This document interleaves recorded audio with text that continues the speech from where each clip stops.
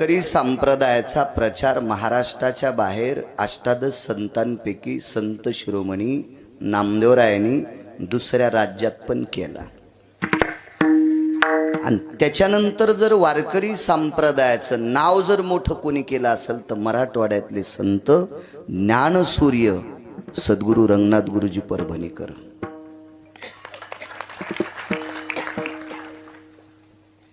महाराष्ट्राच्या बाहेर नामदेवरायाच्या नंतर वारकरी संप्रदाय बाहेर कोणी दाखवला असेल काय दर्जेदार संप्रदाय, या संप्रदायाची महती काय, या संप्रदायातले लोक किती अधिकारी आहेत ते श्री गुरु रंगनाथ गुरुजी परभणीकरांनी दाखवावं। राज राजेश्वर शास्त्रींनी गुरुजींनी संध्याकाळी काशीला यज्ञ होता, किती मोठ्या प्रांतातली माणसं आहोत आपण।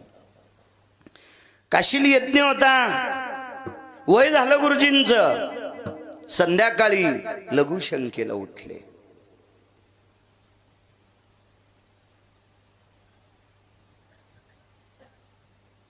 राजराजेश्वर शास्त्रींनी आजोबांना विचारलं काय चालू आहे?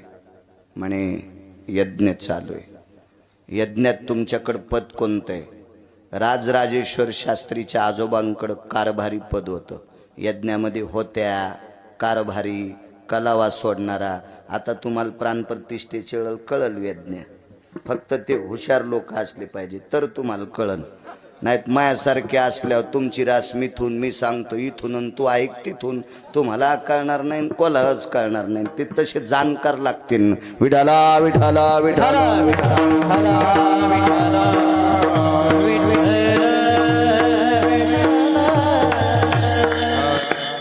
तुम्ही कारभारी आहेत यज्ञातले होय,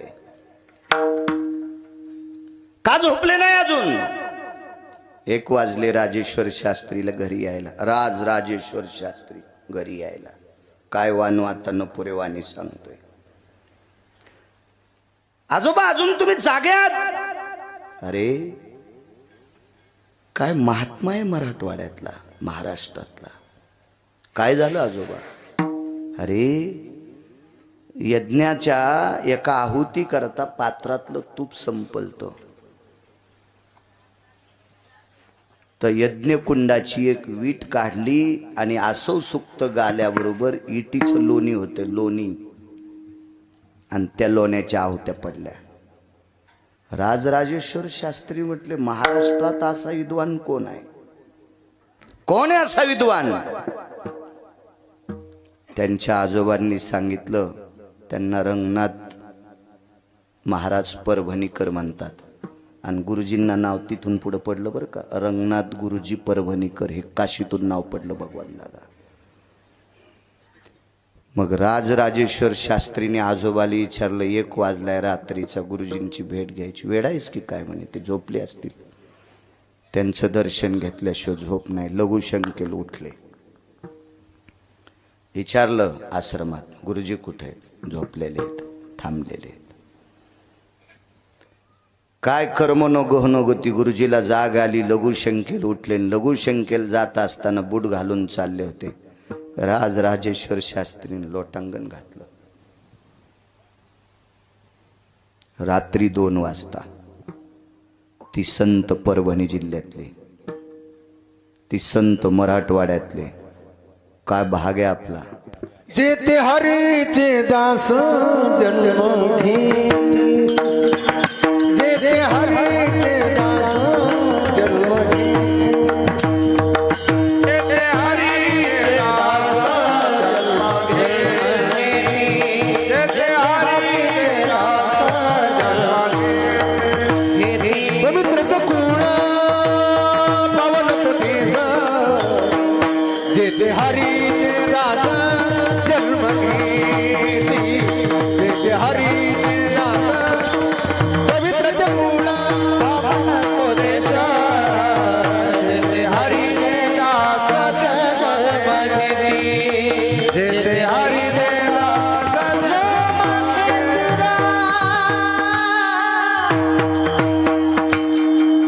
किती मोठे गुरुजी असतील, वा। गुरुजी सर्वांना ज्ञात असतात, पण ज्या कुळात साधू जन्मायला यायचा असेल त्या कुळात कोणाचा तरी आशीर्वाद लागतो, तेव्हा त्या कुळात मृदंगाचार्य, वारकरी संप्रदायातला निष्ठावंत गायक आणि वारकरी संप्रदायाचं तत्व सांभाळणारा कीर्तनकार त्या कुळात जन्माला येत असतो. त्याला वंशाचं पुण्य लागते. चला, गुरुजी किती मोठे आहेत मला काही सांगता येणार नाही, तेवढी माझी व्याप्ती नाही, माझी लायकी नाही, माझा अधिकार नाही, तो माझा दर्जाही नाही. पण या गुरुजींची परंपरा का तुकोबर आहे म्हणतात काय वानू आता. यांच्या कुळात एक रानोबा नावाची व्यक्ती होऊन गेली. रानोबा सोनपेठून वारी करायची पंढरीची. दशमीला सकाळी स्नाना करता चंद्रभागेत जायचे. स्नान आटपल्याच्या नंतर दशमी, एकादशी आणि द्वादशी सोडली की पुन्हा पायी पायी निघायचे. रानोबा महाराजांचे पाय बाणाच्या कमानीसारखे वाकले, असे वाकले पाय. किती वाऱ्या केल्या असतील. चलताना काय त्रास होता असेल ते सोडून द्या, पण रानोबा महाराजांचे घोटे घासत होते. घोटे इतके पंजे जवळ आले आणि गुडघे बाहेर गेले, घोटे घासत होते. घरातल्या लोकांनी सांगितलं, आता कशाला वारी करता तुम्ही.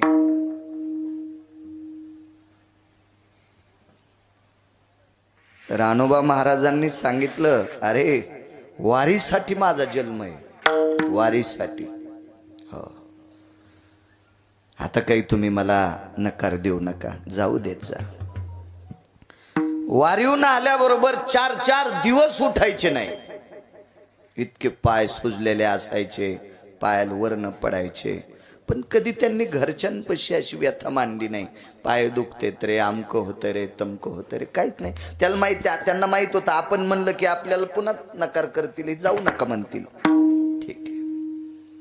एकदा वारीला रानोबा महाराज गेले. रानोबा नावाचे ठराविक लोक माझ्या यादीत आहेत, म्हणजे माझ्या वाचनात. मी यादी करणारा कोण नालायक, पण माझ्या वाचनात आहेत.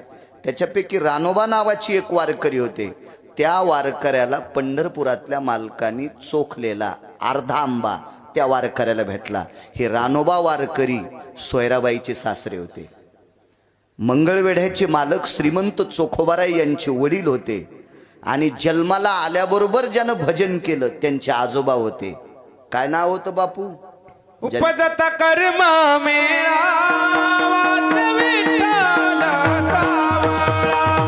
वाच विठ्ठल सावळा, वाच विठ्ठल सावळा, उपजता कर्म मेरा वाच विठ्ठल सावळा. उपजताची कर्म मेळान वाचे विठ्ठल सावळा. देशमुख वकील साहेब. झाल्या भजन. अशा पुत्राचे नातवाचे ते आजोबा होते, ते रानोबा. आणि दुसरे हे अजून रानोबा आहेत 7-8, पण बस झालं, दुसरेच ऐका. नंतर पुन्हा ऐकू एखाद्या कीर्तनात. ते एका मंदिरात मुक्काम पडला गेजगे बाबा. ते मधुकरी मागायचे. मधुकरीला मी दुपारी नाव सांगितलं, पुराणातलं नाव आहे मधुकरीचं कांती भिक्षा. पण या कांती भिक्षेला म्हणजे शिजलेली पदार्थ, त्याला बाळासाहेब कांती भिक्षा म्हणतात. आणि या कांती भिक्षेचं नाव माझ्या ज्ञानोबाराय तुकोबारायच्या परंपरेत मधुकरी हे नाव पडलं. काय नाव आहे गोड. हा, मग मधुकरी मागायचे. एक भाकरी, 1-2 घरी अर्धी भाकरी. त्यावेळेला अन्नाचा दुष्काळ होता. स्वयंपाकाचा, अन्नाचा किती दुष्काळ होता. इथं बसलेल्या जुनाट वारकऱ्यांना, जुनाट कीर्तनकारांना विचारा. पाकिट घेऊन धाब्यावर जेवणाऱ्याला नका विचारू, त्याला काय कळत असते. हे साखरेच्या पोत्यातले मुंगळे किती साखर खावा, संडासला किती बाऱ्या जावा, थोडीच अक्कल असती. कारण हे निष्ठावंत लोकांना विचारा. विठाला विठाला विठाला.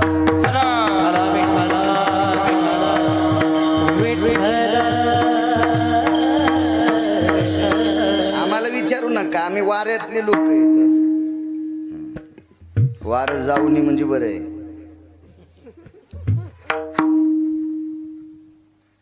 अर्धी चतकोर भाकरी 2-3 घरी वाढली. नाथ महाराज मंदिरात आले, एकट्यानं भजन केलं. शरीर थकलं होतं. अर्धी चतकोर भाकरी खाल्ली, मंदिरातल्या मारुतीरायाला प्रणाम केला आणि रानोबा महाराज झोपले. रात्रीच्या 1 वाजता एक व्यक्ती आली, अंथरुणाला हलवलं. कोण? मिनमिनती वात होती दिव्याची. काय वाण वातानं पुरे वाणी सांगतोय. आपण ज्या भागातले त्या भागातली संत किती मोठे होते इतका दर्जा लक्षात ठेवा. आपण किती मोठे आहेत, किती मोठ्यांची लेकरं आहेत हे ध्यानात ठेवा. आणि मग अंथरूण हलवलं. भगवान दादा उठले. कोण? वाट सुरू आहे मी. दिव्याचा बारीकसा प्रकाश होता. रानोबा महाराज म्हणले कधी आले? चलताचे. जेवण? चलताचे. पिशवीतली मधुकरीतली अर्धी भाकरी काढली. आपल्याकडे भाकरी बांधायच्या पालवाला पालव गाळणं किंवा भाकरीचा कपडा म्हणायचे. त्याला मुख्य नावे पालव आणि गाळणं. हा शास्त्रातला शब्द आहे, गाळणं आणि पालव. रानोबा महाराजांनी ती भाकरी ठेवली. महाराज आयुष्यभर ज्यांनी वाऱ्या केल्यात त्यांनी मधुकरीचा प्रसाद आहे आणि त्यांचा हात लागलेला प्रसाद आहे. पालव असा पांगवला, गाठ सोडली आणि समोरच्या व्यक्तीनं भाकरी खाल्ली. मला चांगलं कळतंय, जुन्या काळातली माणसं भाकरीचा कुस्कूर सुद्धा असा हाताव घेऊन खात होते. हाताव घेऊन खात होते. अन्नाला जपत होते माणसं. जेवण केलं आणि तो नाटक्याच माणूस होता आल्याला. तो वारकरी नव्हता महाराज, कळेल तुम्हाला. वळकटी टाकली रानोबा महाराजांच्या बाजूला आणि वळकटीहून उठले आणि रानोबा महाराजांच्या पायाला हात लावला. तुमची सेवा करू का? वाक्य ऐकता का दर्जेदार वारकऱ्याचं? रानोबा महाराजांनी सांगितलं, दादा मी 4थ्या आश्रमात आहे. मी 4थ्या. आणि 4थ्या आश्रमात गेलेल्या व्यक्तीने बायकोला सुद्धा पाय दाबू द्यायचे नाही. आश्रमो चतुर्थाति जायम सभार्यांति वर्णो स्थिता पानिग्रहणोस्तत क्रियानाम शैवम नैवाति कायायम.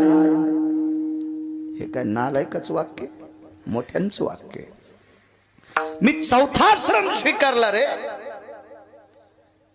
मी जिच्याशी पाणी ग्रहण केलंय तिला पाय चुरू देत नाही. तुम्ही कोण? आणि या मधुकरीच्या भाकरीचा अर्धी भाकरी दिली याचा उपकार फेडण्यासाठी माझे जर तू पाय दाबत असशील तर मला कोण्या नरकात टाकावं देवाला सुद्धा कळणार नाही. काय वानू आता सांगतोय? नकोय. पण समोरचा हट्टी होतं. हट्टी म्हणण्यापेक्षा नाटकी होतं. नाटकी म्हणण्यापेक्षा चतुर होतं. चतुर होतं. आणि इतका आग्रह धरला, इतका आग्रह धरला. पायावरचं पांघरण बाजूला केलं आणि पायाला जखमा झालेल्या होत्या. अरे अरे तुमच्या पायाला जखमा आहेत कशा? वारी करतो. कधीपासून? पूर्ण वृत्तांत सांगितला. हे ऐकायला मारुतीराय साक्षीला होते. जगातला 1 नंबरचा वारकरी. हो, मारुतीराय काय सामान्य दर्जा होता का? केवळ वनीचे वनचर पाले खावीर वानर चारी मुक्ती त्यांच्या किंकर सवे सुरवर वंदिती. केवळ वनीचे वनचर. सेवेच्या बाबतीत जर विचार केला तर मारुतीराय सारखी सेवाच नाही. तुम्ही आम्ही सगळे सेवा करू पण भाकरीचे तरी कानकोंडे आहेत. मारुतीरायनं भाकरी पण पंढरपुरातल्या मालकाला मागितली नाही आणि काम तर केलं. काय खाऊन बापू? पाल खावणी वाहिले पर्वत बांधियल ते तू सिंधुवारी बांधियल ते तू पाल खावणी वाहिले पर्वत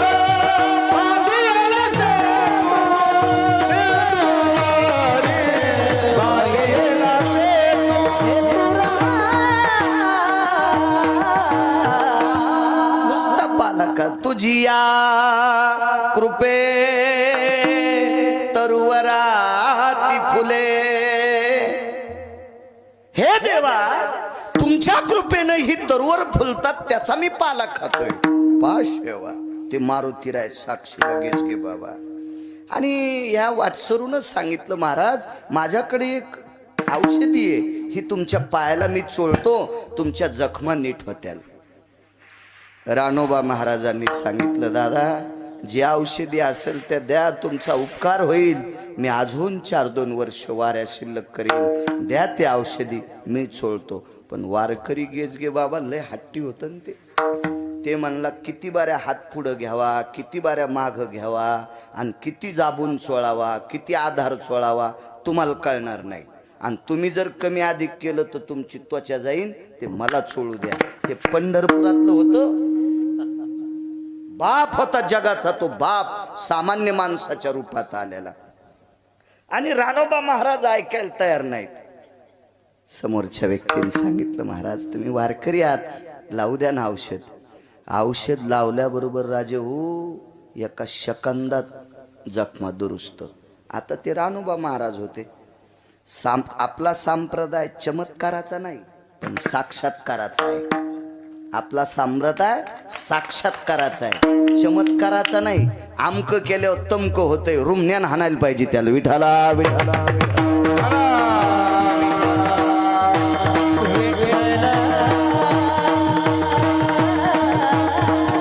संप्रदाय साक्षात्कार येत, चमत्कार नाही, साक्षात्कार येत. आणि ते दुरुस्त झाला. पाय हात धरला. कोण येत आपण? एवढी तुमच्या हातात ताकद.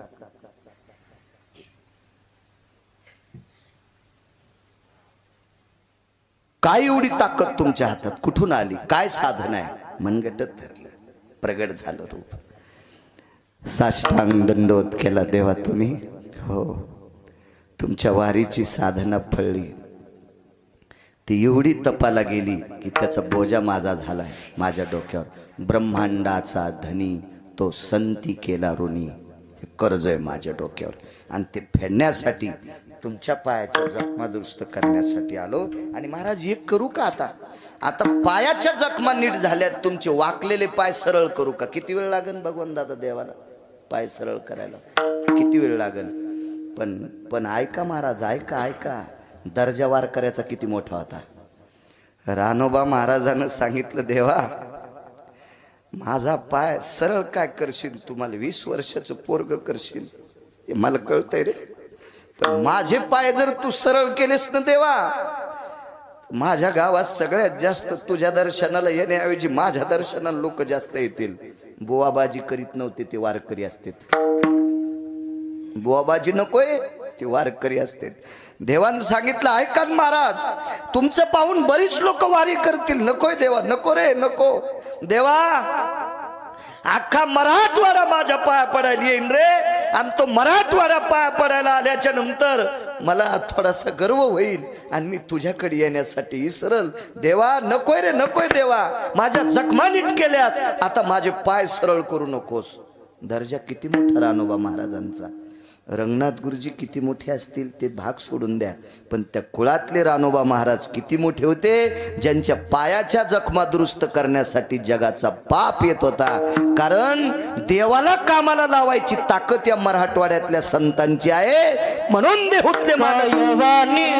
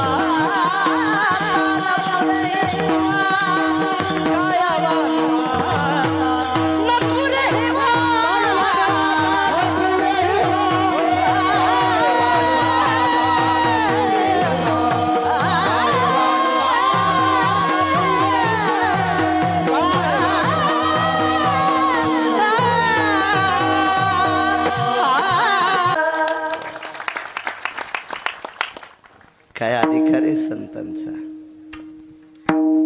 किती मोठी व्याप्ती आहे. एकदा संत शिरोमणी नामदेवराय उत्तर भारतात यात्रेला गेले. तसं मला असं वाटतंय नामदेवरायाची इच्छा पंढरपूर सोडून जायची नव्हती, असं वाचनातून लक्षात येतं. मी जे काय मोठ्या लोकांनी लिहिले ते वाचनात असं लक्षात येतं की नामदेवरायाची इच्छाच नव्हती पंढरपूर सोडून जायची. पण नामदेवरायाला यात्रेला चला म्हणण्यासाठी आळंदीतले मालक गेले. आणि आळंदीतले मालक म्हणल्याच्या नंतर राजे व पंढरपुरातल्या मालकांनी सांगितलं, नामदेवराय जा, ज्ञानोबाराय आले तुम्हाला नेण्यासाठी, जा तुम्ही. आणि नामदेवराय निघाले. महाराज देवाचं किती प्रेम असावं नामदेवरायावर. नामदेवराय भगवान ज्ञानोबाराय म्हणाले, माऊली हारूस साबडे नामा माझे. माझा साबडा नामदेव आहे, त्याला सांभाळून द्या. भगवान रडू लागले आणि नामदेवराय यात्रेला गेले. त्या उत्तर भारतातल्या एका प्रांतातला राजा यवन होता, मुस्लिम होता. काय वानू आता न पुरे वाणी सांगतोय. यवन होता, मुस्लिम. आणि त्या राजाच्या प्रधानाचं नाव होतं चारुकीर्ती. तो हिंदू होता. राजा मुस्लिम आहे आणि प्रधान हिंदू आहे. असू द्या राजाचं नाव काय असेल ते, पण प्रधानाचं नाव होतं चारुकीर्ती. हा चारुकीर्ती नावाच्या प्रधानाला महती माहीत होती महाराष्ट्रातली. आणि माऊली महावैष्णव ज्ञानोबाराय आणि नामदेवराय आपल्या प्रांतात आले. तसं चारुकीर्तीला कळालं. तो वैष्णव संप्रदायातला होता, तो सनातन संस्कृतीतला होता, पण काम करायचा मुसलमानाकडे. माझ्या वाचनात एक कविता आलती, ती मला नव्हती कारण माझ्या पाठीमागच्या अभ्यासक्रमात होती. आणि मी शाळेत गेल्यावर अभ्यासक्रम 10 वर्षाला बदलत असतो पाठ्यपुस्तक निर्मितीत. त्या अगोदरच कविता होती. एक आपल्याकडे इंग्रजांचं राज्य होतं, गोऱ्या सरकारांचं. आणि त्याच्यातले 2 अधिकारी इतके भडवे, ते हरामखोर नालायक होते. आपल्यातले काही सेवक होते, त्या सेवकांना शिखा होती. शिखा म्हणजे शेंडी आणि गंध असायचा. आणि मग त्या नालायकांना, त्या हरामखोरायच्या, त्या बुजदिलांच्या लक्षात आलं यांची जलोशी कशी करायची. म्हणून काडतुसाला गायीची चरबी लाईत होते भडवे, ते गायीची चरबी. आणि काडतुस तोंडान तोडावं लागायचं. ते नखानगी तुटत नसते, असं दातान तोडायचं आणि मग ते फेकायचं, तर ती तोंडाला चरबी लागायची. ते एका व्यक्तीनं पाहिलं, म्हणे तुम्हाला शिखा आहे, गंध आहे, शेंडी आहे, गंध आहे, तुम्ही वैष्णव आहात, सनातन संस्कृतीतले आहात, याला गायीची चरबी लावली, तुम्हाला माहिती आहे तरी दातानं. ते म्हणलं आमची काय काळज उलटे नाहीत, पण आम्ही पोटाची शर्मिंदे. ती कविता केलती, नच उलटे काळीज त्याची परिशर्मिंदे अन्नाचे. नच उलटे काळीज त्याचे परिशर्मिंदे अन्नाचे. लेकर बाळ जगवायचे, आम्ही नोकरीला आहेत, मालक नालायक, आम्ही काय करावं. तसा हा चारुकीर्ती सनातन संस्कृतीतला होता. योगायोगानं यवन राजाचा तो प्रधान आहे. आणि राजाला सांगितलं, राजे साहेब आपल्या प्रांतामध्ये 2 वैष्णव आलेत, वारकरी आलेत. तो हिंदी भाषित होता, ज्ञानदेव नामदेव. वा. आता काही काही राजे, बिदरचा बादशाह वाईट कसं म्हणता येईल ढाळेगावकर. समाधीचा जीर्णोद्धार बिदरच्या बादशाहाने केला.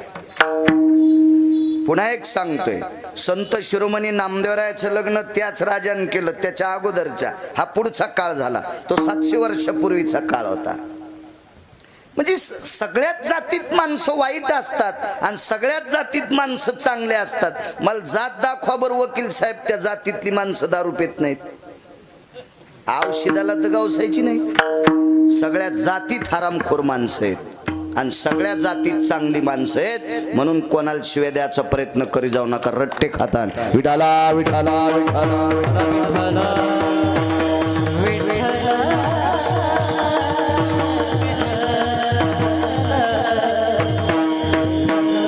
लावरा चित्र ससे धरणाऱ्याच्या कुळातली बाई कौशल्यापेक्षा श्रेष्ठ ठरली.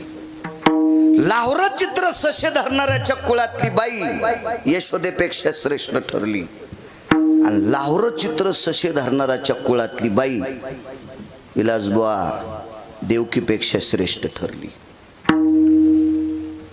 जातीवर सांगतोय. कौशल्या मातेचं रामप्रभूवर प्रेम होतं, पण वनवासाला जाताना ररड्या जीव द्याला का?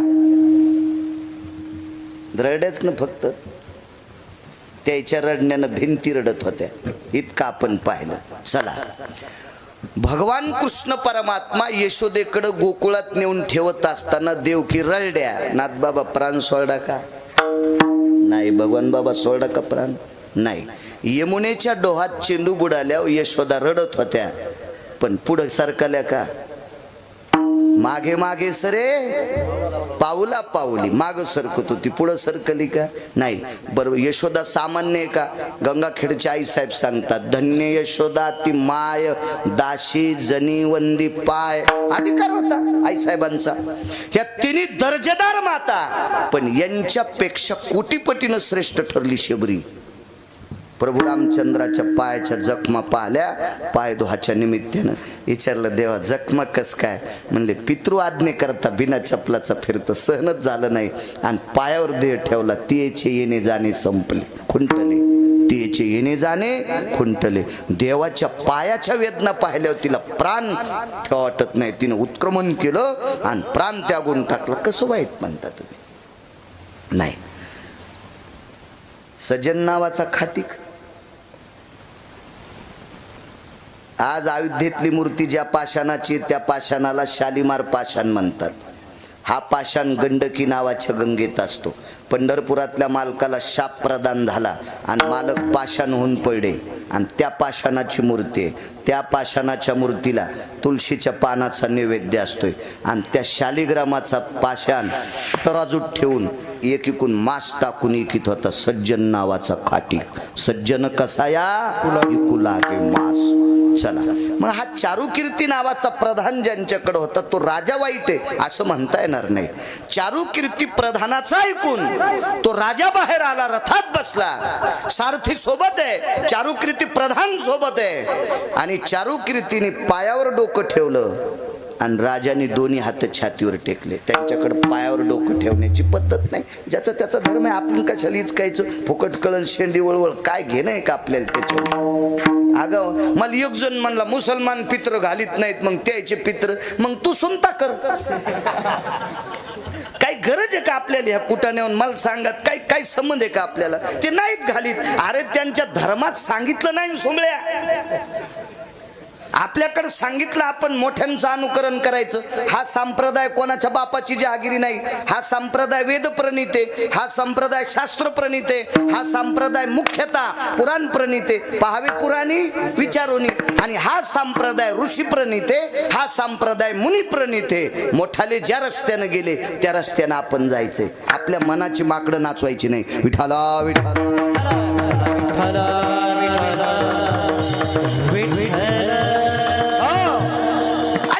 छातीवर हात ठेवले. नम्रतेचं लक्षण आहे ना ते. छातीवर हात ठेवणं सुद्धा नमस्काराचं लक्षण आहे. एक पुराण असा एक महती आली युद्ध कार्यामध्ये.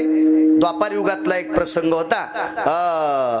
शस्त्र संपले आणि जयद्रथ ह्या 24 लोकांपैकी हरामखोर होता. हे दुर्योधनाचा मेवना होता. हे 24 लोक नालायक होते महाभारतात. याचे नाव सकाळी सकाळी घ्यायचे नाही. शकुन्या, दुःशासन्या, दुर्योधन्या, जयद्रथ्या बजाले 4. 24 पैकी 4. 20 घरी गेल्यावर पहा गुत थोडं घेतलं मी सगळे सांगायला. बाकीच्या महाराजाला विचारण मात पिना पाडता का? विठाला विठाला विठाला.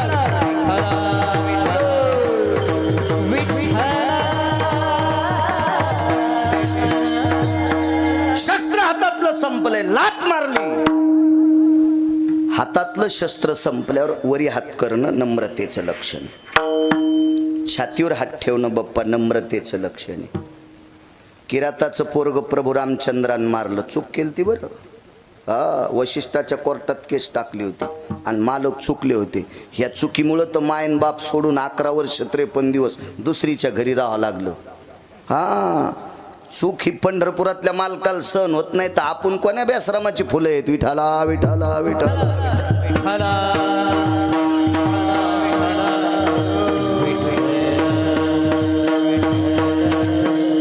काय सांगू लागलो.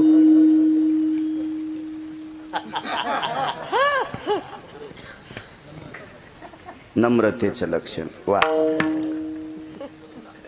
तर ती किराताची बाई स्वतःच्या पोराचं प्रेत घेऊन आलती प्रभू रामचंद्राच्या दरबारात. तिथं प्रेत घेऊन आल्याच्या नंतर दोन्ही हात छातीवर ठेवले. पाया पडता येत नाही ना. जगाचा बाप आहे, माफ करा म्हणे. नम्रतेचं लक्षण आहे. आपल्याकडे नम्रता सांगितली म्हणून त्याने छातीवर हात ठेवले, हे नम्रतेचं लक्षण आहे. आणि त्या चारू कीर्तीनं ज्ञानोबरायाच्या चरणावर लोटांगण घातलं, नामदेवरायाच्या चरणावर लोटांगण घातलं. बघा किती मोठा अधिकार या लोकांचा.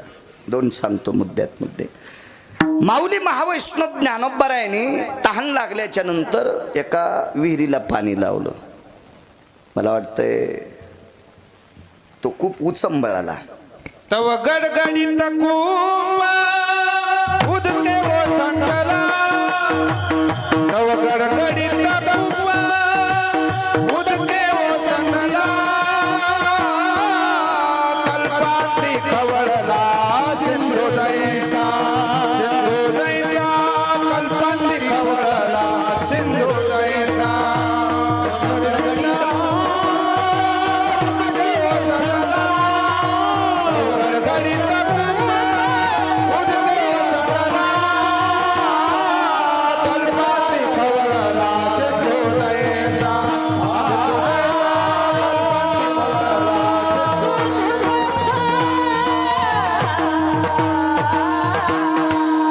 कल्पांती खळवळला सिंधू जैसा. पाणी चोरी आलं. हाही साक्षात्कार त्या यवन मुस्लिम राजाने पाहला. पण काही काही माणसं चमत्काराला नमस्कार करणारे असते. टाळेगावकर महाराजांना नारळ द्यावा. हा चतुराबाईच्या नातीला पोरग झालं. हो. महाराजांनी गंडा बांधला. आणसाबाईच्या नातील बब्या झाला. लागली रांग तिकडच. ह्या अशा चमत्काराला नमस्कार करणारा महाराष्ट्रात 2% पांचट वर्ग आहे. कर्तव्याला नमस्कार करणारा वारकरी संप्रदाय, कर्मशील संप्रदाय. आपण कर्मभूमीवर आलो. ह्या भंगाऱ्या गोष्टीला महत्व द्यायचं नाही. याच्या पलीकडे सांगू का. ज्ञानोबाराय तुकोबारायने जे देव सांगितले नाही त्या हलकट देवायच्या पण पाया पडायचं नाही. शेंदरी हेंदरी दैवते जे स्वतःच्या पोटाकरता भीक मागायले त्या बोंबल्या देवायच्या काय पाया पडता. आणि हे काय तुमचं भलं करणार आहेत ते भिकार चोट. विठाला विठाला विठाला.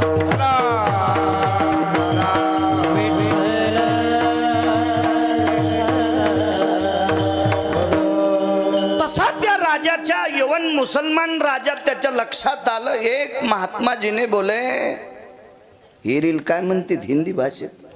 बावडी मला काय हिंदी येत नाही. माई हिंदी इधर से गाडी आई गाडी चली गई मैं खाली राहिला. काय करायचे आपल्या मराठी येते ना कशाला आगावपणा आहे का नाही. माझा मराठाची बोल अभिजात दर्जा आहे. मराठी भाषा सगळ्या भाषेची बॉस आहे, मालकी नाही. पेनीचा टिपका सुद्धा सहन होत नाही. ती भाषा मराठी भाषा आहे. फार मोठी साधने. चला अरे बोले एक कुयो को कुआ भी बोलते ना. कुआ भी म्हणतात ना. कुआ बावडी. कुआ हा शुद्ध शब्द आहे. बावडी हा इकडंच आहे भावतालचा. अजून एक पुन्हा शब्द आहे. मग शिक्षण कमी असू द्या पण बाळा वाची तू जास्त. विठाला विठाला विठाला.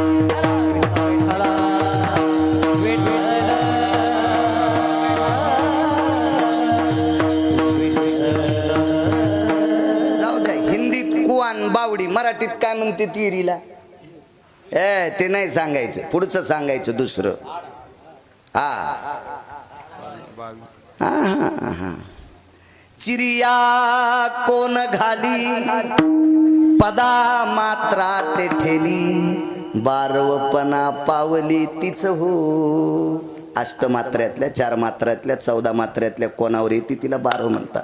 सवे चंद्रबिंब भासे ग्राम उथंबो नाचे स्नानाविरही आरजे तृष्णा भागे आडमंती त्याला आड म्हणायचं. पण तुम्ही गावातल्याला आड म्हणतेत राजे हो. पुढचं ऐकन गिरगाव करायचं हे पहिल्या वर्गातलंय. कॉलेज मधलं ऐकन पुढचं विठाला विठाला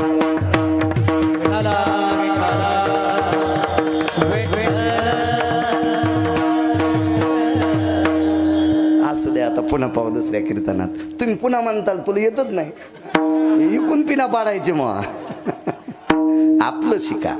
माझं मत आहे आपलं शिका. विरील काय म्हणावा ते आपलं शिकावं. हो. काय झालंय माईक एखाद्याच्या हातात दिलं की ते धर्मावर इतकं बोलतो जसा धर्म याच्या आज्यानं सुरू केलता आणि धर्माच्या बाबतीत तिला इतकं अनुकरण करत नाही. हो. तुम्हाला एक माहिती आहे का गुरुजी काय म्हणाल ते? रंगनाथ गुरुजीनं त्या काळात वाक्य वापरलं होतं काही ठराविक लोकायला. तुम्ही काय वारकरी संप्रदायाचा प्रचार करता म्हणले. तुमचे पोट्टे इलायतीत शिकायला येतं आणि तुम्ही इकडं आम्हाला गाथा मराठीत सांगता हे तुमचा नाही उद्धार होणार. ते झोपलेच सगळे विठाला विठाला विठाला.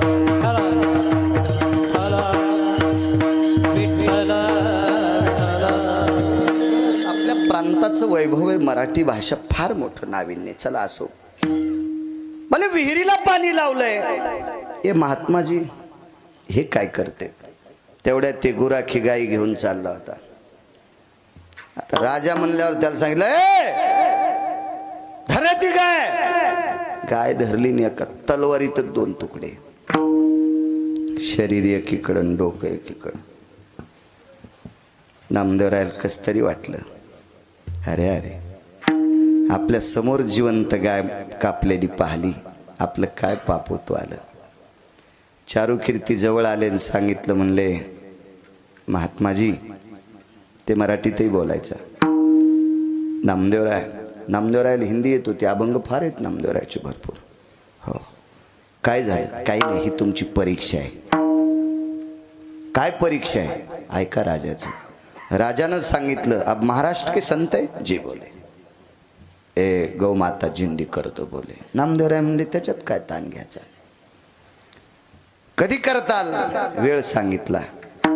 त्याच वेळेला विटेवरचे मालक आले. नामदेवरायला उठवलं. काय म्हणले? काय नाही गाय लगेच जिवंत.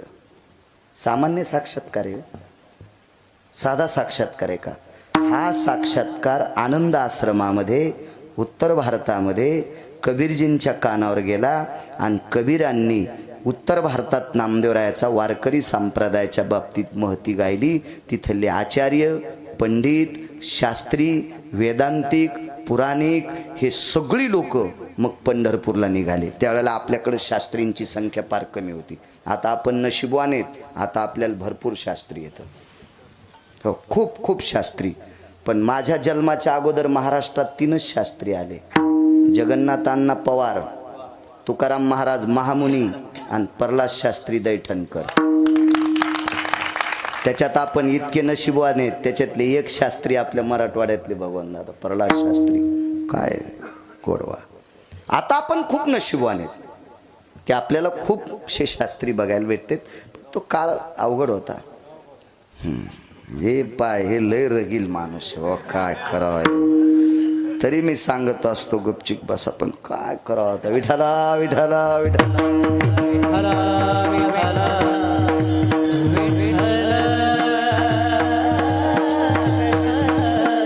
आशिष शास्त्री आले आणि ही यात्रा चलत असताना उत्तर भारतात कान्होगोवारी नावाचा एक संन्यासी भेटला. त्याच्या जटा धरायला 400 शिष्य होते. जटा दाढीन मिशा सांभाळायला 5-50 इतक्या मिशान दाढी लांबलेल्या होत्या. हो. आणि जटा धरायला शिष्य होते. लय वैभवशाली. ते सोन्याच्या चुलीवरचा स्वयंपाक खात होतं. सोन्याची चूल फक्त लाकडं सोन्याची नसते. हो लाकडं कसे सोन्याचे. माधव महाराज मगर सांगायचे. हो परमार्थातले आधुरी लोक. मी एक तर वाचून सांगतो नाही तर महाराष्ट्रातल्या फक्त 6 लोकांचं ऐकून सांगतो. अजून 7व्याचं ऐकून सांगितलंच नाही आणि फजिती करून घेणारही नाही. विठाला विठाला विठाला.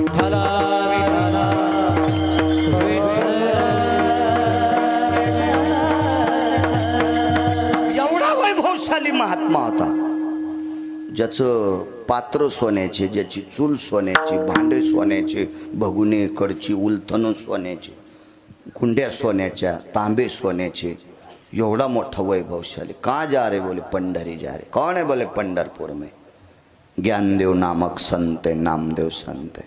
हाँ जी बोले. नामदेव बोले पत्थर को दूध पिलाता है. बोले पत्थर को. मुक्ताई साहेब सोबत होत्या. काय वानू आता न पुरे वाणी सांगतोय, वेळेत संपवून लोकांना त्रास द्यायचा नाही. कशाला पाप घेऊ मी, लोकांना त्रास देऊन. पत्थर को दूध पिलाता है. मुक्ताई साहेब म्हणल्या, दादा हे पत्थर पत्थर कशाला म्हणायले रे? ज्ञानोबाराय म्हणले, मुक्ता पत्थर म्हणजे दगड. आता मुक्ताई साहेबाला कुठं कळत नसते, आदिशक्ती होत्या त्या. हा, सगळ्या शक्त्या जिथं इज होत्या तिथं ती शक्ती सुरू होती त्या मुक्ताई साहेब. बाकीच्या सगळ्या शक्त्या झोपल्या, ती शक्ती जागी होती त्या मुक्ताई साहेब येतात. पण चला, माधव महाराज सांगायचे असं सहज. आणि म्हणले, पंढरपुरातल्या मालकाला दगड म्हणते का हे? हो म्हणले, हो. मुक्ताई साहेबांनी कान्होगोवारीला विचारलं, आप पत्थर को दूध पिलाते? जी बोले, मैं पिलाता. सोन्याच्या गुंडीत दूध आणलं, मांडीवर चिरा घेतला. आता आपलं चिऱ्याचंच दगड आहे, याला चिरा, खरं नाव चिरा असतं बरं या पाषाणाला, चिरा. आणि ते चिरा मांडीवर घेतला आणि गुंडीत लावल्याबरोबर त्या चिऱ्यानं गुंडीभर दूध पिलं दगडानं. कान्होगोवारी सिद्ध संन्यासी होता. आणि सिद्ध लोक काही काही चमत्कार दाखवत असतात, पण सिद्धाचा चमत्कार उद्धाराचा नसतोय. हो, म्हणून ज्ञानोबारायन लय ठोके आणले, यायच्या नादी लागू नका. तरी लय सुंबळे आपले बिनशेपटीची अकलच नाही द्यायला. विठाला विठाला.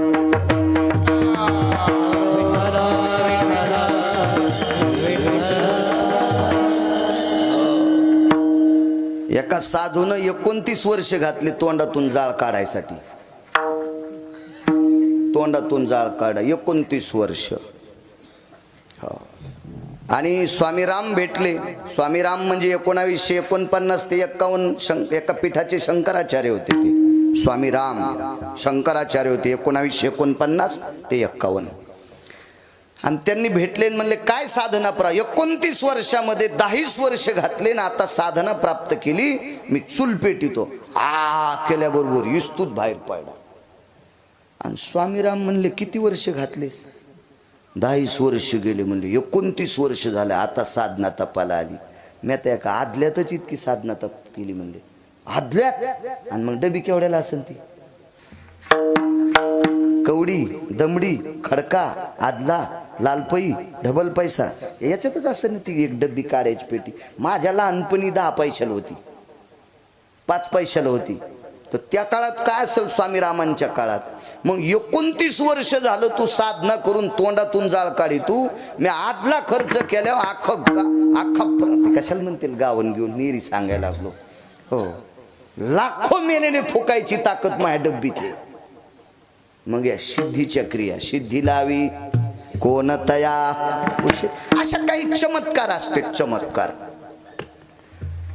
मग त्यालाही ती सिद्धी प्राप्त होती. सिद्ध्या काय असतात? अनिमा गनिमा. माऊली महावैष्णव ज्ञानोबारायने कोण्या सिद्धीचं लाघव केलं? तर लघिमेचे लाग. हा, लघिमेचे लाघव. लघिमा नावाची सिद्धी आहे. गाथा ओरिजिनल वाचायचा तर माथा शुद्ध होत असतो. हे नारे नारे नारे नारे नारे नारे काय ते चाललाय सध्या आता काळ. हो हो, हे तुमच्यातल्या 2% लोकांकडे लय पैशाचा जोर झालाय. हे तुम्ही जास्त वाढवलंय. विठाला विठाला.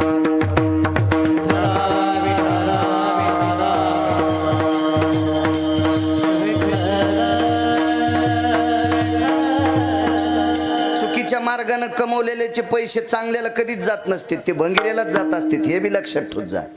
म्हणून निष्ठेनं परमार्थ करणाऱ्या वारकऱ्याने हे डोक्यातच घ्यायचं नाही. तुमच्याकडं हरामखोराचे पैसे येणारच नाहीत, हे भंगिऱ्यालाच जाणार. कधी बी डोक्यात ठेवायचं. विठाला विठाला विठाला.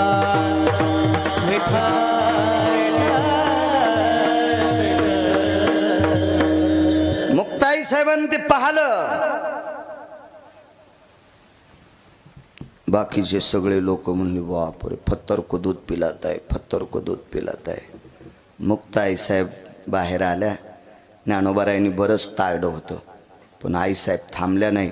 आणि कानोगोवारीची दाढीच हालेली, चटा धरून. लय मोठा माणूस होता ते, लय मोठा, लय मोठा. म्हणजे यानं हो आपल्याकडं ज्याच्याकडे हे लय का त्याला म्हणते ते लयच मोठा महाराज आहे. काय येडपठेस तू सुंबळ्या. आपल्या संप्रदायात पैशानं महाराज मोठा नसतो. आपल्या संप्रदायात किती मोठ्या गाडीत आलाय महाराज याच्यावर मोठा नसतो.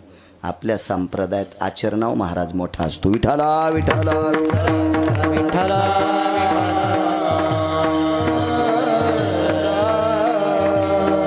हे पसारा आहे.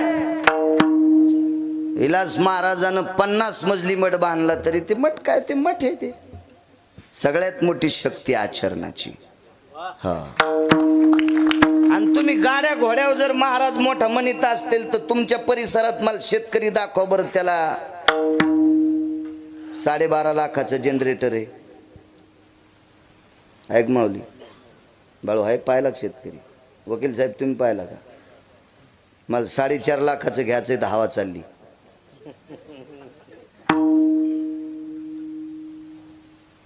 तर 14.5 लाखाचं जनरेटर कोणाला असतं माहिती का राजेहो? लोकनाट्यवाल्याला. आणि जनरेटर ठेवाला ट्रक 24 लाखाचा. जनरेटर कशात असते द्यायचं? पायी असतं काय? किती लाखाचा ट्रक? 24 लाखाचा. जनरेटर 14.5 लाखाचं. कोणाला आहे? लोकनाट्यवाल्याला. आणि मग असं काय असतं त्यांना बसायला? लक्झऱ्या, एसी लक्झऱ्या. याच्यावर काय नसतंय. कधी कधी एखाद्याकडे जास्त पैसे झाले म्हणजे तो महाराज मोठा आहे असं डोक्यातलं काढून टाका. एखाद्याकडे लय लोक जमा होते म्हणून ते पण डोक्यातलं काढून टाका. हळून मी बैल घेतले, मला जर शेतीचा नाद आहे म्हणून तर इतका टकटक बोलतो. एक जण म्हणला लय कडक बोलतात, कीर्तन बंद होते. म्हणलं जाय सुंबळ्या, निघाला पठ्या कापूस याचायला. पात काळी माय. आणि काय हसायला, आपल्या बाप दादानं काळ्या माईवरच तुम्हाला मला मोठं केलंय. एक लक्षात ठेवा मोठ्यांचं वाक्य. सगळ्या संतांच्या अगोदर कोणती देवता असेल तर काळी माय. अगोदर काळी माय देव, त्याच्यानंतर अष्टादश संत देव, आणि तिसरा देव कोणता असेल तर पंढरपुरातला मालक आणि काशीतला मालक. पंढरपुरातल्या मालकाला आणि काशीतल्या मालकाला बी संतांच्या आधी देव मानायचं नाही, कारण संत जन्माला आले नसते तर त्याला देव पण कोणी दिलं नसतं. म्हणून आधी काळी माय देव, त्याच्यानंतर संत देव, आणि त्याच्यानंतर पंढरीतला आणि काशीतला मालक देव. ज्याच्या नावाने ईदभर 7/12 असेल तो महाराष्ट्रातला राजा असेल. काळ्या माईवर प्रेम करा, कळून येईल गिरगावकराचं कालांतर. मी असेल नसेल तो भाग सोडून द्या. चला काय सांगत होतो? बैल घेतले. 2.25 लाखाला बैल जोड घेतला. पैशाची काय अडचण नाही महाराज, चांगलं चालले. म्हणजे तुम्ही इतकं हसले म्हणजे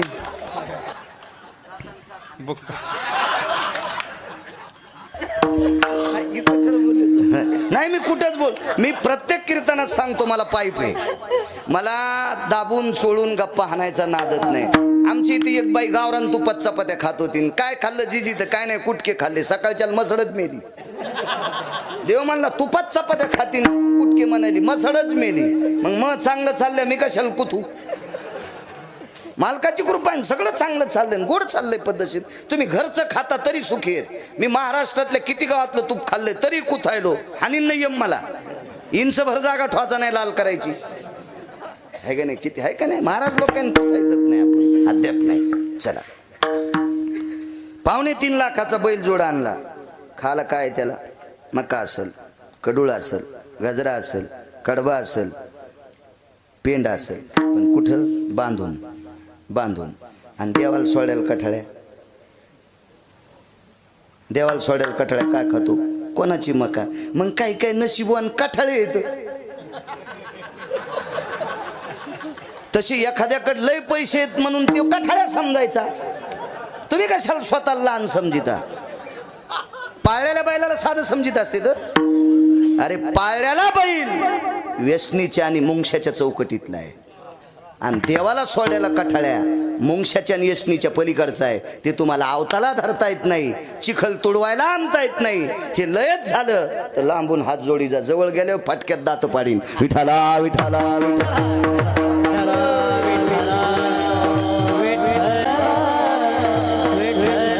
असा एक वैभवशाली कानुगोवारी होता. नाव नाही ठेवायचा. वैभव कानगोवारीला नाव ठेवायची माझी काय पात्रता आहे? त्याचं पुराणात नाव आहे. माझं पोरग किती वर्ष पित्र घालीन मला त्याचा विश्वास नाही. नाही एवढं नका असू गडे, तितका इचकाल्याला बाजार नाही. तुम्हाला राग येईन म्हणून माझ्या पोरावर घेतलंय, पण तुमचं सांगायलो हे ध्यानात ठेवा. विठाला विठाला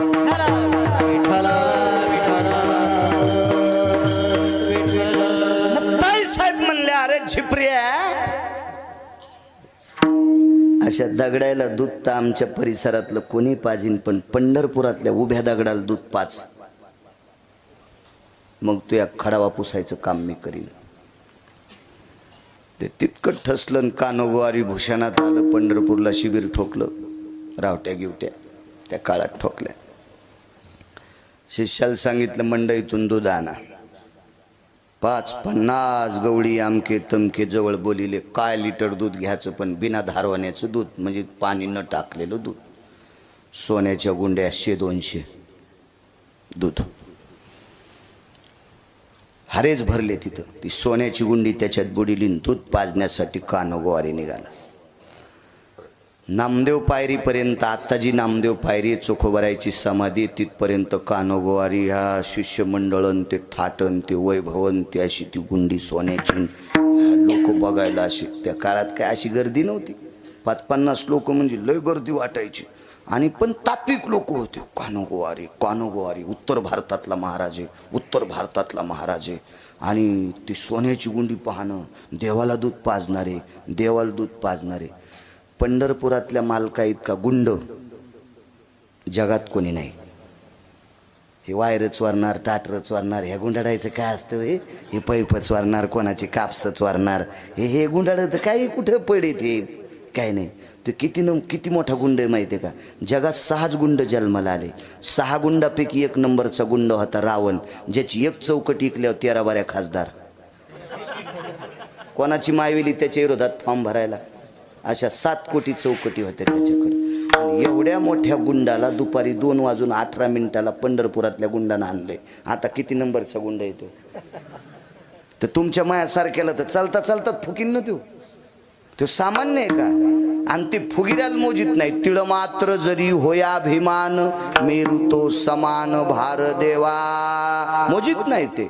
आणि फुगिऱ्या असे त्या लगेच कळतेत. जाणून अंतर वर्त तसे देव चतुर चतुर येतो किंवा चतुरा तो शिरोमणी गुण लावण्याची खाणी. ती लावण्य शिरोमणी आहे चतुरांचा.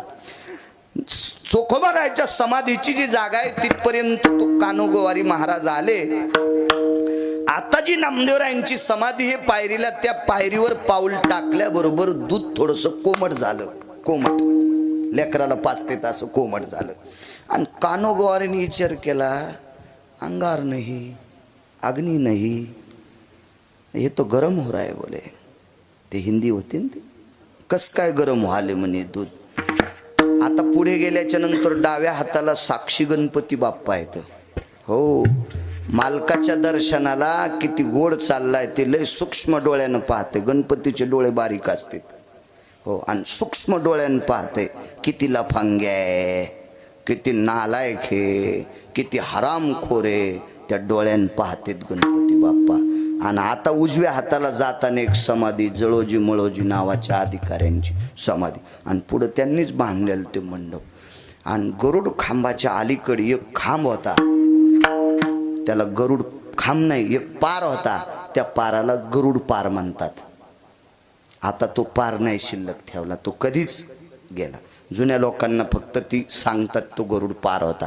आता आपल्याला तो बघायला भेटत नाही, ते खणून काढत त्या काळातल्या काही लोकांनी. मग त्या पारापर्यंत आले आणि कानोगोवारीन वळून पाहिलं. मागं पुढं कितीक माणसं आहेत.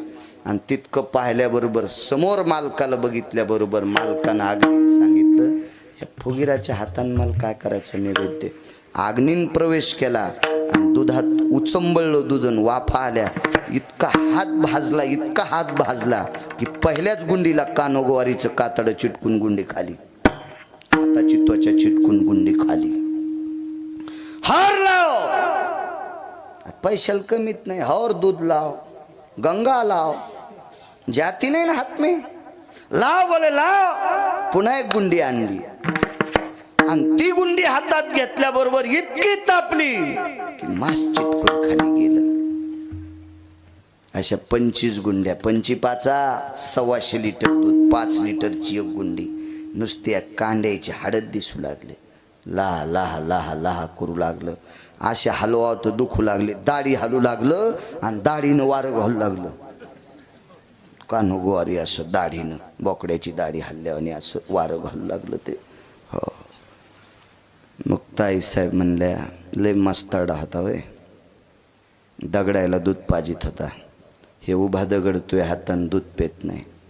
ज्ञानोबाराय म्हणले, कानो गोवारी जी ठीक है बोले, नामदेव काही ये बोले, ये ते साथ में थे बोले. हो, मोठी माणसं बजबज बोलत नसते, मोठाले माणसं लय मित भाषित असते. साच आणि मवाळ, मितुले आणि रसाळ, शब्द जैसे कल्होळ आम्र. काही काही बोलायचं लय येडेवानी नाद असतो. आमची ती एक बाई तुपाल गेली आणि तुपाल गेल्याच्या नंतर तिनं तूप घेतलं. ते तूप घ्यायला गेली तर ती बाई म्हणली, मा कोणाच्या घरची आहेस ग? आमक्या आमक्याच्या घरची. बाई ती लय मोठ्या घरची बाई. सुनाला सांगितलं, बाबे पैसे घेऊ नको, तिला बुटकं भर तूप तसंच दी. आता बुटकं भर तूप तसंच दिल्याच्या नंतर तिनं म्हणावं ना, पण ती म्हणली, तुला काय प्रसन्न? तर काय नाही म्हणजे, मी तुमच्या घरचं दूध खात नाही, तूप खात नाही. ती बाई म्हणली, जाऊ दे काय हरकत नाही, हिच्या सासूमुळे आपल्याला दिले. आणि बाहेर गिऱ्हाईक उभं होतं, त्याच्या इथं कार्यक्रम होता आणि त्याला 50 किलो तूप पाहिजे होतं आणि हिच्या इथं 100-200 गाई म्हशी होत्या. मग ते समोरच्यानं विचारलं, बाई तूप कसं काय? ते म्हणली, कसन काय, मला सासूनं पाठिले म्हणून मी आले आणि ये ना आम्हाला फुकट दिले, मी पैसे घेऊन आलते, पण सासूनं पाठिलं म्हणून आले. बाई तुला तूप? म्हणले, मी कोणाच्या इथलं खाईन पण हिच्या इथलं तूप खात नाही. काऊन? हिच्या मसळा कहा गाव खरालाच चरत आहेत. ती गेलं वापस. काय बोलतील काही काही माणसं, काही विषयच नाही, कुठं सगळं बचकून टाकीत असतात. बोलण्यात काही काही माणसं विचित्रच असतात. बोलण्यात साधत काही काही, चांगलं बोलल्यावर साधत, पण असं येड्यावानी बोलतात माणसं. आता ते नामदेवराय होते, कशाला काय बोलतात? ये बोले नामदेव जी बोले. ज्ञानोबारायने सांगितलं, नामदेवा पाजा दूध. तुम्ही दूध पाजल्याच्या नंतर कानोगोवारी जातील त्यांच्या शिष्यासोबत. नामदेवरायाच्या डोळ्यातून पाणी आलं. मग ताईसाहेबांनी विचारलं, नामदेवा का रडता? काही नाही म्हणले, आईसाहेब दूध माझ्या हातानं भगवान पेतील, पण दूध आणण्यासाठी आपल्याकडे पैसे नाहीत, आपल्याकडे दुधासाठी पैसे नाहीत. आज नामदेवरायाच्या अभंगावर आम्ही कीर्तन करू करू किती चांगले धोत्र घालायला होते, पण सुंबाचा करतोडा रक्त्याची लंगोटी नामा वाळवंटी कीर्तन करी, ही नामदेवरायाची गरिबी होती, परिस्थिती होती नामदेवरायाची अत्यंत. केळीवरी नारळी घर चंद्रमोळी, जानत शाळी नामयाची. घरातून चंद्र दिसायचा, अशी नामदेवरायाची परिस्थिती. मी दूध आणू कुठून? तर मुक्ताई साहेब म्हणल्या, नामदेवा ह्या फुगीर कान्हून 125 लिटर दूध सांडलंय ना, हे दूधच आहे ना नामदेवा, हे भरा ना, भरा ना भरा. तर नामदेवराय म्हणले, आईसाहेब आता ह्या दुधाचं इतकं ते पारापैसे असं वाटतं होता, ते असं ते खळग आजही तिथं आहे ना गरुड खांबापैसे असे कोपरे, आणि ते सगळं दुधानं चिंब भजलेले, आणि याला आपले पाय लागलेत ना. तर आईसाहेबाचं बघा काय विवेक असेल. आईसाहेबानं सांगितल्यात, नामदेवा राधेच्या पायाची माती द्वापार युगात ह्या मालकानं पेली पाण्यात टाकून. राधेच्या पायाची माती द्वापार युगात या मालकानं पाण्यात चिमूटभर टाकून राधेचे पाय विसळून त्याची माती द्वापार युगात ह्या मालकानं पेली. आपण पुराणात पाहिलं. राधेच्या पायाची माती का पेली? नामदेवराय म्हणले, राधा भजन करीत होत्या. मग आपण नाहीत का भजन करीत? मुक्ताई साहेब म्हणले, आपण भजन करीत नाहीत का? मग आपल्या पायाची, राधेच्या पायाची माती पेल्यावर पोट राहिलं आणि आपल्या पायाची माती पेल्यावर याचं पोटात पोट सोळू उठन का? मुक्ताई साहेब, आपली भाषा नाही ती, मुक्ताई साहेबांची. नामदेवराय म्हणले, आई साहेब तुम्ही म्हणल्या तर भरतो. मग ते दूध असं वंजळीन भरलं आणि नामदेवराय दूध घेऊन चालले. मुक्ताई साहेब म्हणल्या, नामदेवा जाऊ नका, त्याला गरज असली तर खाली येऊन पेईन. कानोगोवारी सगळंच बघू लागलं, पाहू लागलं, ते सिद्धी प्राप्त होती त्याला, सिद्धी सिद्धी. आणि मग दूध पिओ मोरे गोविंद लाला. नामदेवराय नाशी दुधाची चरवी धरली, देवा यावं लागतंय. खाली आले, फिरविले देऊळ जगा माझी ख्याती, नाम देवा हाती दूध प्याला. इतकंच नाही, एके दिवशी जीव घातला. पाषाणाची मूर्ती कापे थरा थरा आणि जीवी भरा भरा नाम्या सवे. महाराज ब्रह्मांडाच्या मालकाला सांगितलं ते करायला लावतो. एवढी ज्या संतात ताकद आहे त्या संतांच्या बाबतीत देहूतले मालक पहिल्या कडव्यात म्हणतात,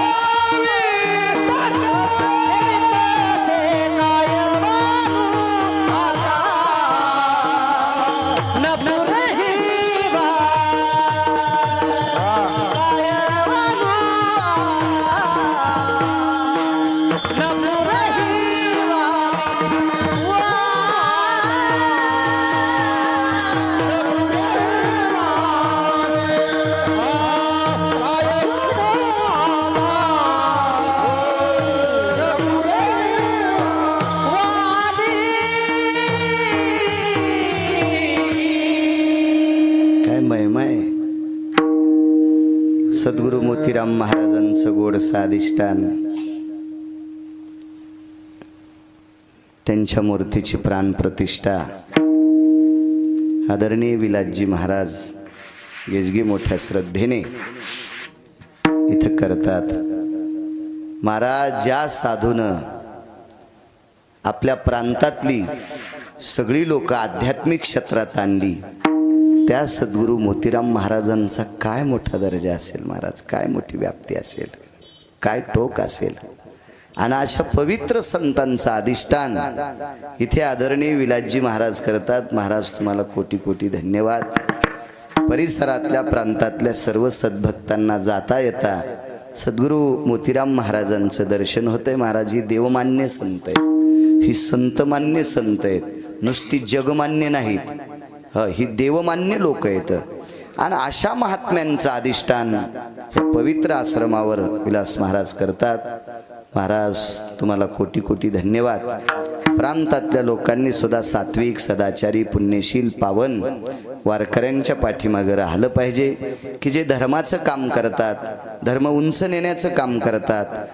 असं जर कोणाच्या हातात सूत्र असेल तर ते सूत्र कधीच तुटू नये, ती दोरी कधी तुटू नये, त्याच्यासाठी बळ तुमच्यासारख्यांचं पाठीमागं असावा.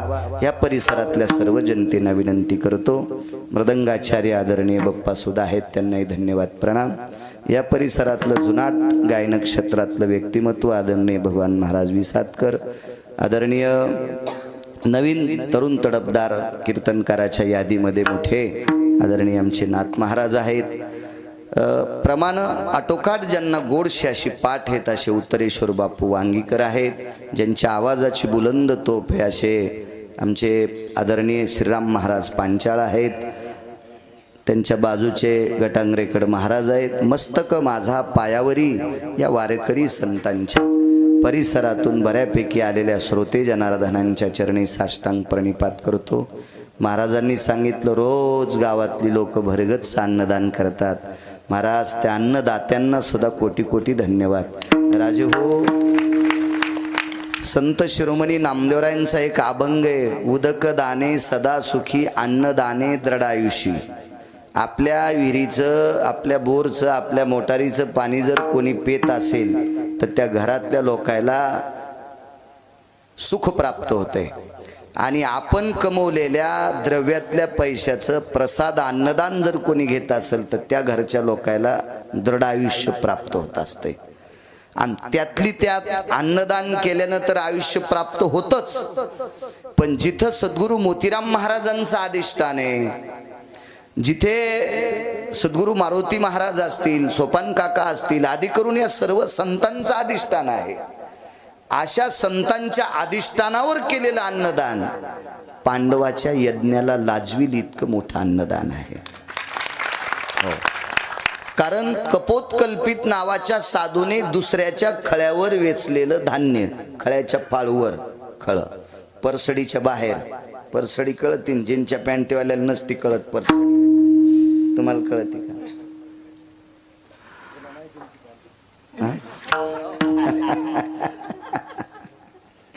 परसडीच्या बाहेरचं धान्य पाळूच्या बाहेरचं असते आणि मधलं भरता येत असते, कारण खळ खुरवत करून लाटलेलं असते, त्याच्यात काही दाणे नाही.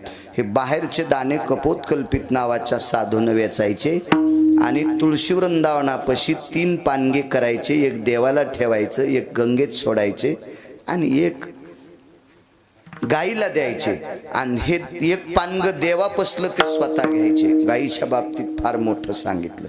आमचे सगळेच कीर्तनकार गाईच्या बाबतीत सांगतात, पण गाई नाहीत सांभाळीत. गाय सांभाळायला पाहिजे. एका पकोद्याकडे एक गाय असावा, एका गुणीजन मंडळीकडे एक गाय असावा आणि कीर्तनकाराकडे 11 पासून पुढे असावा.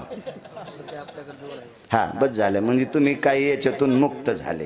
तुम्ही आता 7-8 होत्यालच ना, त्याच्या करायचं काय? आम्हाला तरी हे चिले पिले सांभाळायचे, तुम्हाला तरी कोण सांभाळायचं आहे का नाही?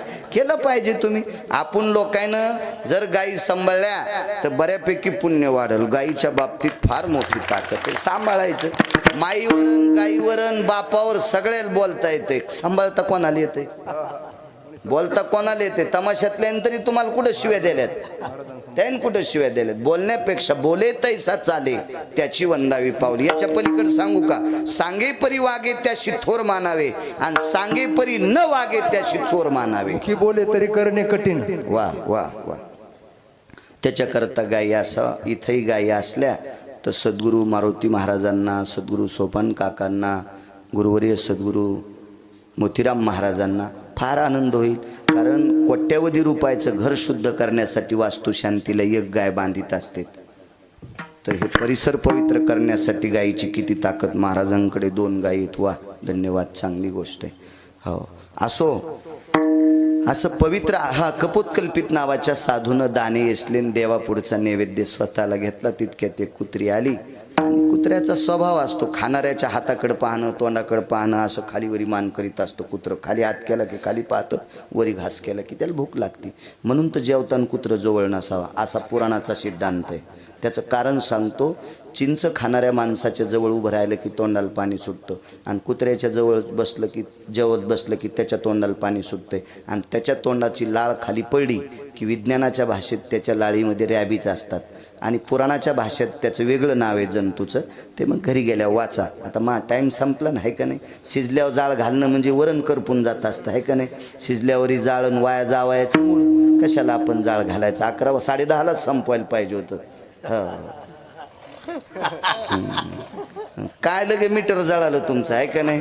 हा, हो ना. त्या साधूनं सूर्याला थांबायला लावलं. आपल्याला काय पाकिटं घेणार आहे? जर जरा टाइम झाला तर काऊन घड्या बघायच्या आहे का नाही? आहे का नाही? घडीनच हाणायचं. हे नाहीत तसे म्हणा. बाकीच्या बजबज करून याच्याकरता म्हणायलो विठाला विठाला विठाला.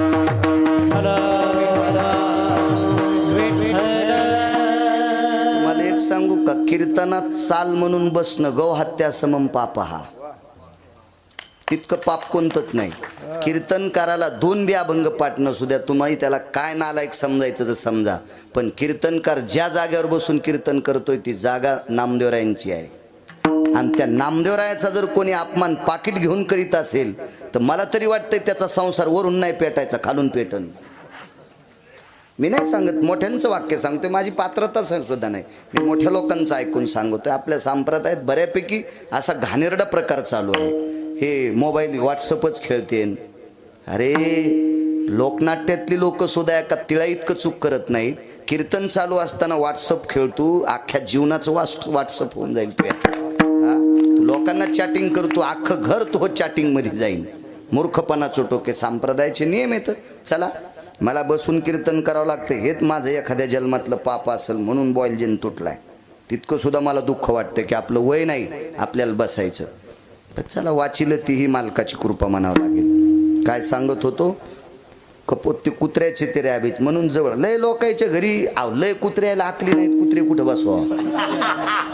55 लाखाची गाडी घेतली, स्टिअरिंगवर ते बसलं आणि कुत्रं त्याच्या सीटवर बसलंय. म्हणजे बापाला त्या सीटवर बसायचं नाही. अशा काही कुत्र्याला आखली नाहीत, कुत्रे कुठं बसवा. देवाला नैवेद्य नेत असताना झाकून का नेतेत माहिती आहे का? सर्वात दोष कुत्र्याच्या दृष्टीचा आहे. शास्त्र सांगते त्याच्या पाठीमागं.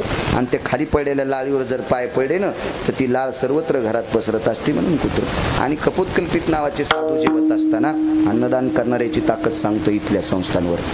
जेवत असताना त्याचे ती अर्धी भाकरी मोडीन कुत्र्याला फेकल्याबरोबर त्या कुत्रीनं तोंडात, ती नेमकीच जणलेली होती 1-2 दिवसापूर्वी, तिला 1-2 पिलं झालते, पोट उपसलेलं होतं, खाल्ल्याशिवाय पिलांना दूध देता येत नव्हतं. ती भाकरी तोंडात धरणं आणि भाकरी फेकणारा अलीकून आणि कुत्रीच्या तोंडात भाकरीन तितक्यातून मुंगूस गेलं. मुंगसाचं अर्धांग सोन्याचं झालं. अर्धांग हे मुंगूस कितीतरी यज्ञात लोळलं, त्याचे राहिलेलं अंग सोन्याचं झालंच नाही, उलटे सोन्याचे केस लोळल्यानं गळून गेले. याचं एकमेव कारण होतं सुदामदेवाच्या नंतर विटेवरच्या मालकाचं, वैकुंठातल्या मालकाचं, भगवान विष्णू परमात्म्याचं निष्ठेनं भजन करणारा जर कोण होता तर कपोतकल्पित नावाचा साधू होता. आणि नामधारकानं फेकलेली भाकरी त्याच्या नामाच्या यज्ञात मुंगसाचं अंग सोन्याचं होतंय. मग ही भजनाची साधना आहे, हे भजनाचं क्षेत्र आहे, हे भजनाचं स्थळ आहे. इथं सद्गुरू मोतीराम महाराज, सद्गुरू मारुती महाराज, सद्गुरू सोपान काका आदी करून सर्व संतांचं अधिष्ठान. इथे एक मला वाटतं रामगिरी महात्मा होऊन गेले, गंगागिरी महाराज होऊन गेले. त्या गंगागिरी बाबांचं सुद्धा इथं अधिष्ठान होणार आहे. आणि ज्या संतांनी भजन केले अशा संतांच्या दरबारात केलेलं अन्नदान शरीराचं सोनं होणार नाही, पण जीवनाचं सोनं झाल्याशिवाय राहणार नाही. आपल्या जीवनाचं सोनं झाल्याशिवाय राहणार नाही. इतकी मोठी ताकद असते अशा पवित्र ठिकाणी अन्नदान केल्याची, फार मोठी शक्ती. आणि म्हणून जेवढे अन्नदाते आहेत, पंक्तीचे यजमान आहेत, त्या सर्व पंक्तीच्या यजमानांना कोटी कोटी धन्यवाद देतो. चालत असलेला हा मूर्ती प्राण प्रतिष्ठा आणि कलशारोहणाचा कार्यक्रम, मंदिर सुद्धा इतकं दर्जेदार बांधलं महाराज तुम्ही की ते मंदिर पायापासनं वरी शिखरापर्यंत पूर्ण पाषाणाचं आहे. चांगल्या प्रतीचा पाषाण आहे, ज्या पाषाणाला हजारो वर्षाचं आयुष्य असतं की शक्यतो ते पाषाण कशी वितळत नसतो, उघळत नसतो. अशा दर्जेदार पाषाणाचं मंदिर विलास महाराज तुम्ही बांधलं. म्हणून असाच दर्जा कायमस्वरूपी इथं भक्ती संप्रदायाचा राहो आणि तो टिकवण्यासाठी माझ्या ज्ञानोबाराय तुकोबारायची तुमच्यावर कृपा हो, अशी ज्ञानोबाराय तुकोबारायच्या चरणी प्रार्थना करतो आणि माझ्या वाणीला विराम देतो. विठोबा रखुमाई.